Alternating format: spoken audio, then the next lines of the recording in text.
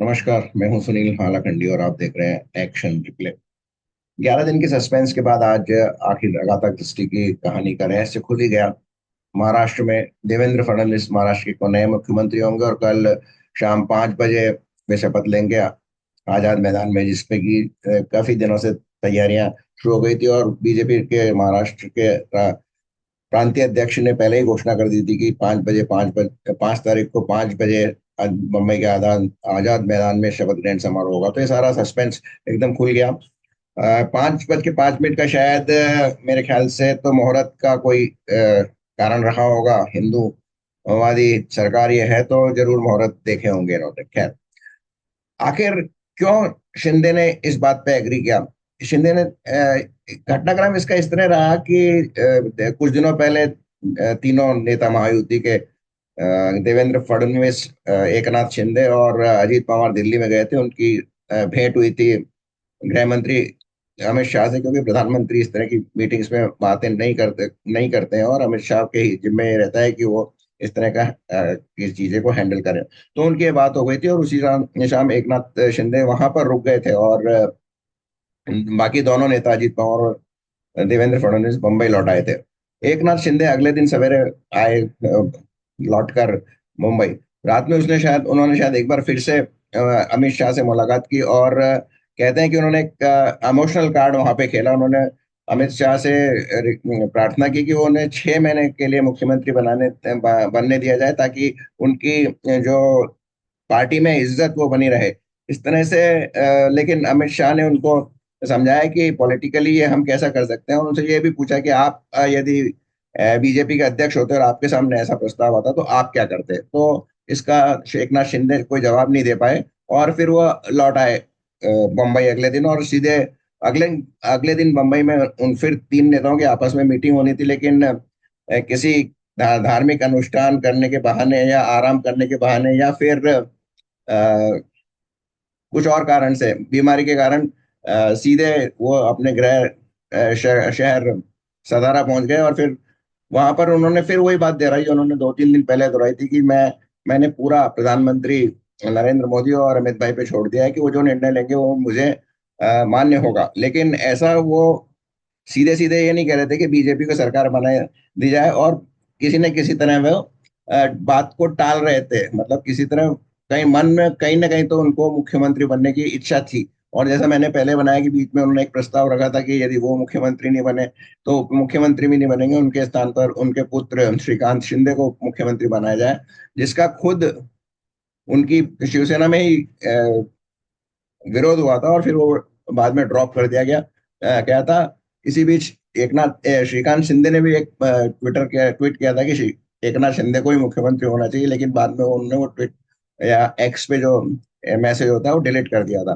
तो किसी तरह से इमोशनल या अदरवाइज अदरवाइज तो कोई उनके पास ऐसी चॉइस नहीं थी कि जैसा कि उद्धव ठाकरे ने 2019 में जो दबाव डाला था बीजेपी पे, वो क्योंकि उनके पास चॉइस थी और वो पलटी मार के कांग्रेस अपने घोर विचार विरोधी पार्टी कांग्रेस और एनसीपी से मिल गए थे, क्योंकि उनको मुख्यमंत्री बनना था और बाकी दो पार्टियों को किसी तरह बीजेपी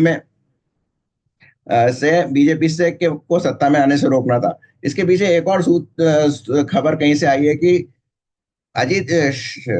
शरद पवार टोटली शिवसेना को खत्म करना चाहते थे उस समय, और उन्होंने इसके लिए अपना एक क्या कहेंगे रिप्रेजेंटेटिव या एजेंट वो कर दिया था अंदर, शिवसेना के अंदर कर दिया था, जिसका नाम संजय राउत है। और संजय राउत ने अपने उटपटांग बयानों या जो भी कहें, उटपटांग कहेंगे बेवकूफ कहेंगे, बयानों के द्वारा बीजेपी में और शिवसेना में दूरी पैदा की और अंततः किसी तरह शिवसेना वो उद्धव ठाकरे चीफ मिनिस्टर तो बने गए, क्योंकि उनके पास गणित थी। और उसकी गणित और दूसरी तरफ से एनसीपी और कांग्रेस के बाद भी वो सीटें थी, तो इस तरह का दबाव वो जो उद्धव ठाकरे ने बनाया वो नहीं दबाव डाल पाए। और फाइनली जब उनको ये लगा कि उनके ही कुछ विधानसभा सदस्य खिसक जाएंगे और दूसरी तरफ जो कल सवेरे या परसों एक बहुत ही सीनियर एनसीपी के शरद पवार के नेता ने लंबी बैठक की थी देवेंद्र फडणवीस के साथ में, तो उन्होंने कहीं ना कहीं उसको बात ये समझ में आ गई कि अब इज्जत अपनी इसी में है कि किसी तरह इसको एक्सेप्ट कर ले।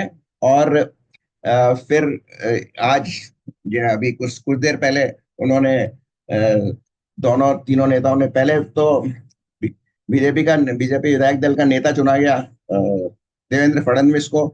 गुजरात के भूतपूर्व मुख्यमंत्री विजय रूपानी और केंद्रीय फाइनेंस मिनिस्टर वित्त मंत्री श्रीमती सीतारमण की उपस्थिति में यहाँ पर फिर एक बार बीजेपी ने सरप्राइज दिया, क्योंकि लोग बीजेपी से एक सरप्राइज की आशा कर रहे थे कि जैसा उन्होंने राजस्थान, मध्य प्रदेश और छत्तीसगढ़ के बाद चुनाव में एक नए नए मुख्यमंत्रियों को, जिनको बहुत लोग ज्यादा जानते नहीं थे, उनको एक मुख्यमंत्री बनाया, तो वैसा ही लोग कुछ आशा कर रहे थे। तो वो सरप्राइज रह गए कि बीजेपी ने उनको एक सरप्राइज मुख्यमंत्री नहीं दिया।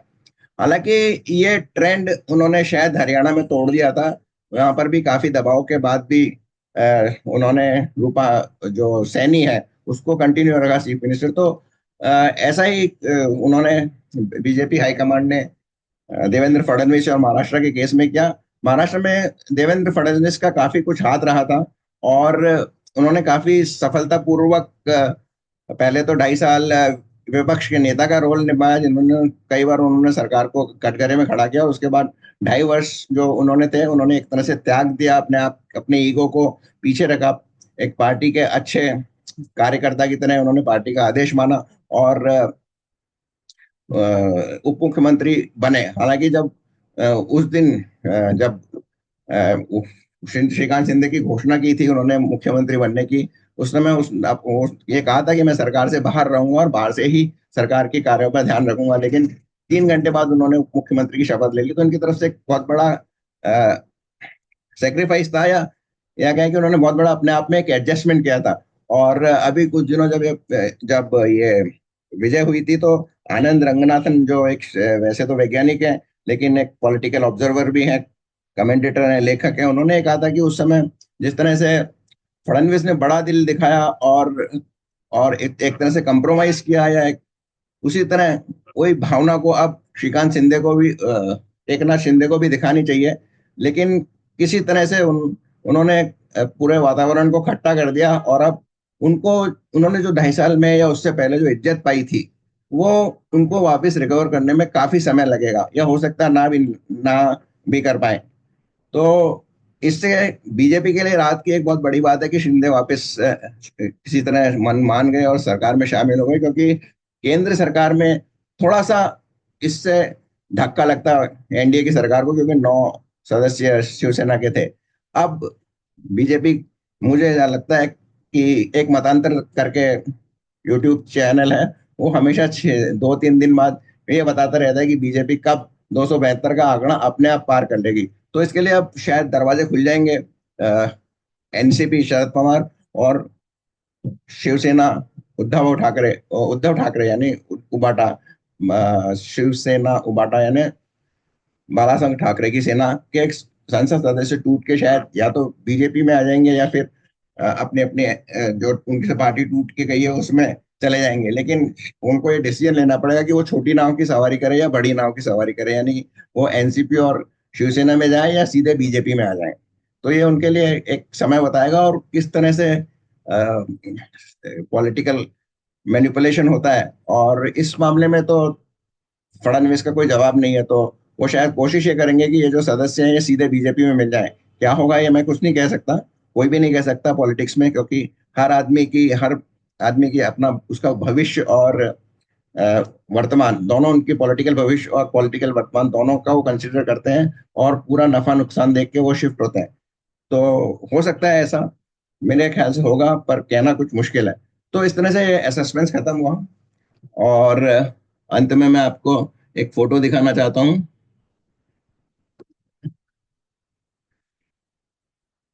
ये है फोटो जो कि तुरंत बाद, मीटिंग के तुरंत बाद जो प्रेस कॉन्फ्रेंस की थी देवेंद्र फडणवीस, एकनाथ शिंदे और अजीत पवार ने। इनमें आप देखिए, यहाँ पे थोड़ा अभी भी एकनाथ शिंदे के मुंह पर मुस्कान नहीं है, और वो ऊपर देख रहे हैं, कैमरे में नहीं देख रहे हैं। तो बॉडी लैंग्वेज से लगता है कि वो खुश नहीं है। हो सकता है वो उनका स्वास्थ्य ठीक नहीं हो, इसलिए वो इतने प्रसन्नचित्त नजर नहीं आ रहे हैं।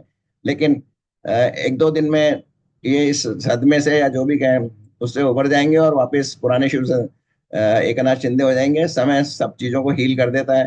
देवेंद्र फडणवीस के साथ भी शायद यही हुआ होगा, कह नहीं सकते। देवेंद्र फडणवीस ने कभी इस बात को अपने चेहरे पे नहीं आने दिया, लेकिन शिव से शिंदे के चेहरे पर उस दिन जब उनकी फोटो आई थी अमित शाह और फडणवीस के साथ भी, तब भी वो उदास दिख रहे थे और आज भी थोड़े उदास दिख रहे हैं। तो मैं यही मानना जाना चाहिए कि वो बीमार हैं, कुछ उनको शारीरिक रूप से थोड़े से उनको इश्यूज हैं। तो इस कारण से वो थोड़े सुस्त दिख रहे हैं और वापस अपने फॉर्म में लौटाएंगे।